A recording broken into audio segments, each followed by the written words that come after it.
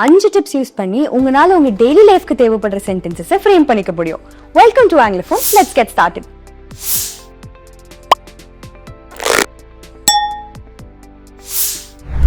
Anglophone, your phone is your English teacher. Number 1, நான் ஒரு விஷயம் பண்றேன் இல்ல என்னை சுத்தி இருக்கவங்க ஒரு விஷயம் பண்றாங்கன்னா அதை ரெண்டு விஷயத்தை மட்டும் வச்சு நம்மளால சொல்ல முடியும். அது என்னன்னா சப்ஜெக்ட் அண்ட் வெர்ப். எக்ஸாம்பிளுக்கு நான் சமைச்சேன், அதை ஐ குக்ட் அப்படின்னு சொல்லலாம். நீங்க சாப்பிட்டீங்க, அதுக்கு யூ ஏட் அப்படின்னு சொல்லலாம். ஸோ இந்த இடத்துல பார்த்தீங்கன்னா ஒரே ஒரு சப்ஜெக்ட் ஒரே ஒரு வேர்ப், 2 வேர்ட்ஸ் வச்சு ஒரு சிம்பிள் சென்டென்ஸ் நம்மளால ஃப்ரேம் பண்ண முடியும். இதுக்கு இன்னும் கொஞ்சம் எக்ஸாம்பிள்ஸ் பார்க்கலாமா? ஐ மேனேஜ், நான் சமாளிப்பேன். ஐ ஆர்கனைஸ், நான் ஒழுங்குபடுத்துவேன். ஹீ இமேஜின்ஸ், அவரு கற்பனை பண்ணுவாரு. ஷீ நெகோஷியேட்ஸ், அவ பேரம் பேசுவா. சோ நீங்க அண்ட் உங்களை சுத்தி இருக்கவங்க என்ன பண்றாங்க அப்படின்னு சொல்றதுக்கு 2 வேர்ட்ஸ் போதும், ஒரு சப்ஜெக்ட் ஒரு வெர்ப். நம்பர் 2, நீங்க ஒரு விஷயம் செய்றீங்க, அது எப்ப செய்றீங்க எந்த இடத்துல செய்றீங்கன்னு சொல்லணும்னு ட்ரை பண்ணீங்கன்னா இந்த மாதிரி சென்டென்சஸ்லாம் ஃப்ரேம் பண்ணுங்க. நான் எங்க ஒர்க் பண்றேன்? ஆங்கிலோஃபோன்ல. நான் ஆங்கிலோஃபோன்ல work பண்றேன்றத I work at anglophone அப்படின்னு சொல்லலாம். நான் வேலை முடிச்சுட்டு வீட்டுக்கு தேவையான மல்லிகை சாமானெல்லாம் வாங்க போவேன் அப்படின்னு சொல்றதுக்கு I buy groceries after work.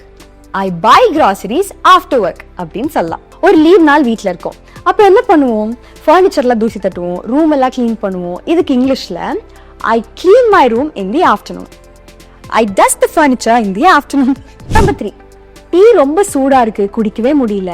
தர ஈரமா இருக்கு, வெதர் ரொம்ப கூலா இருக்கு. இந்த மாதிரி உங்களை சுத்தி இருக்கிற விஷயத்தை டிஸ்கிரைப் பண்றதுக்கு இங்கிலீஷ்ல இந்த மாதிரி சென்டென்சஸ்லாம் ஃப்ரேம் பண்ணலாம்.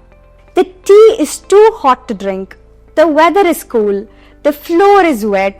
The sun is bright. அப்புறம் கிச்சன் பலவலன் இருக்கு, அதுக்கு the kitchen is perfectly clean.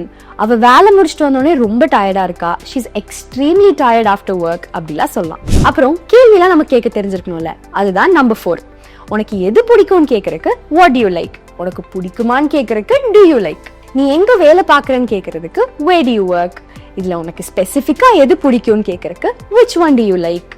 நீங்க கேட்குற கொஸ்டினுக்கு அவங்க வெறும் எஸ் ஆர் நோ பதில் சொல்லணும்னு நினைச்சீங்கன்னா இஸ் இல்லைனா ஆர் யூஸ் பண்ணி கேளுங்க. Is your room clean, are you ready, இப்படியெல்லாம்.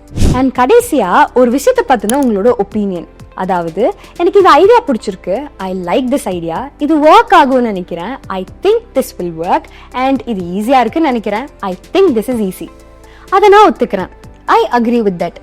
நீ சொல்றது உண்மைன்னு நம்புறேன், I believe that is true. எனக்கு வேலை செய்ய பிடிக்கும், I like to work. இப்போ நம்ம பார்த்த சென்டென்சஸ் எல்லாமே உங்க டெய்லி லைஃப்ல கண்டிப்பா யூஸ் பண்ண முடியும். ஸோ பிசி பிராக்டிஸ் பண்ணிக்கோங்க. இந்த மாதிரியான கான்டென்ட் உங்களுக்கு யூஸ்ஃபுல்லா இருக்குன்னு நினைச்சீங்கன்னா காமெண்ட்ல எஸ்ன்னு சொல்லிடுங்க. அண்ட் இதான் ஃபர்ஸ்ட் டைம் நீங்க ஆங்கிலோஃபோனை பாக்குறீங்கன்னா சப்ஸ்கிரைப் பண்ணிக்கோங்க.